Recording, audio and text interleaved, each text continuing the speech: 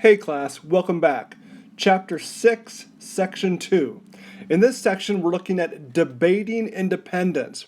Not all the colonists were ready to break from England, even though so many things had happened, like Lexington and Concord, like the Battle of Bunker Hill, on top, of course, of the Boston Massacre and all those acts and taxes already placed on the colonists.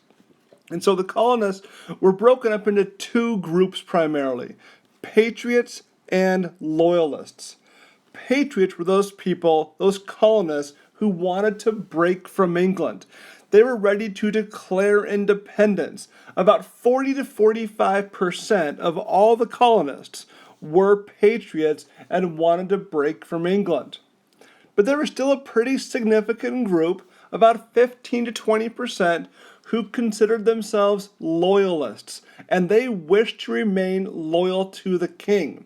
And actually, about 100,000 of them are going to return to England because of the rift and the strife going on. Another 50,000 loyalists will actually fight in the war against the Patriots and the other colonists. These loyalists supplied the British Army with supplies and often even served as spies. A big reason why a lot of them remained loyalists were they saw the king as God's authority and believed it was wrong to rebel against him.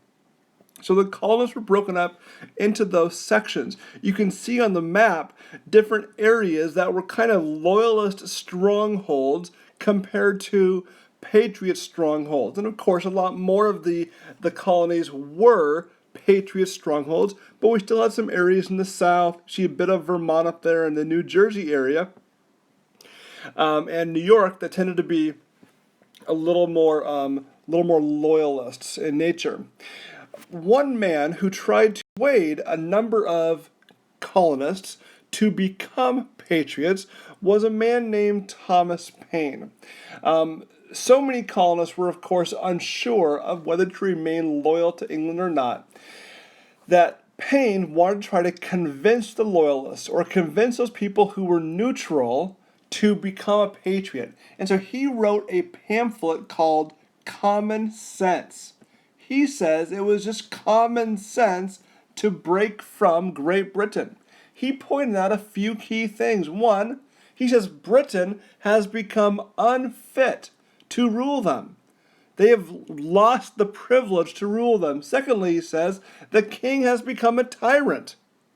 His actions, he's not listening to his people anymore, and he's acting as a tyrant. And he says, why on earth are you going to allow this tiny nation, 3,000 miles away, separated by an entire ocean, rule this larger country on the other side of the globe? And then he kind of just says, boy, it is common sense to break from Great Britain.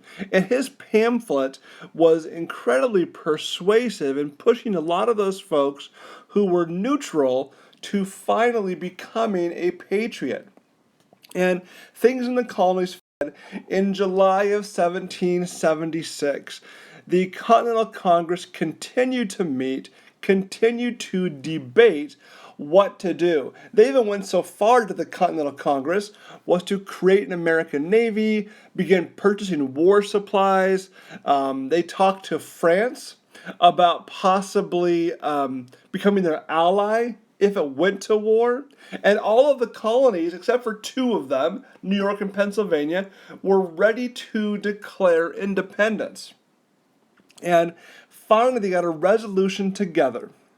And this group of men, the Declaration Committee, headed by people like John Adams, Thomas Jefferson, Richard Henry Lee, Benjamin Franklin, began to draft the Declaration of Independence, an official document separating us from the British. It was up in this house in the top middle there called Independence House, which is in downtown Philadelphia, where Thomas Jefferson resided while he was in the Continental Congress. It was in this building that he drafted the Declaration of Independence. And then, of course, in the bottom right-hand picture is inside Independence Hall, where the Declaration of Independence will finally get approved.